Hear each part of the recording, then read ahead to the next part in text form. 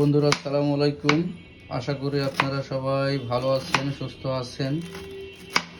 আমরাও বেশ ভালো আছি, সুস্থ আছি। প্রতিদিন তো আসলে আমিষ খাওয়া ঠিক না, মাঝে মাঝে একটু নিরামিষও খেতে হয়। তো শ্যামলের অনুরোধে আজকে আমরা নিয়ে এসেছি বাঁধাকপি। তো বাঁধাকপি কি দিয়ে রান্না বলো তো শ্যামলে? বাঁধাকপি আলু দিয়ে। আলু দিয়ে আর কি কি দিয়ে? শুধু আলু দিয়ে? আলু দিয়ে বাঁধাকপি ভাজবা না ঝোল করবা? ঝোল নাকি এমনি রান্না করি? বাঁধাকপি রাঁধলে তো ভালো লাগে না। রান্না খাইতে ইচ্ছা করছে। রান্না খেতে ইচ্ছা করছে না? খাইতে ইচ্ছা করছে। ইচ্ছা করছে না? আচ্ছা, তো বাঁধাকপি ভাজলে তো আরো বেশি ভালো লাগে মনে হয়। হ্যাঁ, ভাজলে তো আর বেশি স্বাদ লাগে।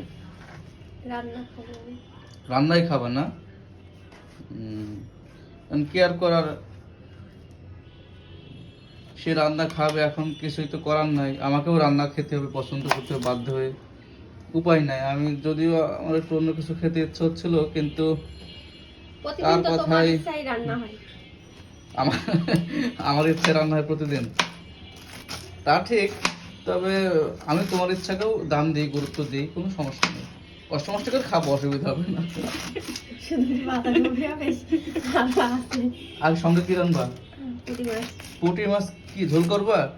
ওহ, জামাই ভাজা করে পুঁটি মাছ ভাজলে কেমন হয়? আজকে শুধু ঝোল, পুঁটি মাছ ঝোল আলু দিয়ে না? শুধু পুঁটি মাছ। আচ্ছা, আর বাঁধাকপি রান্না।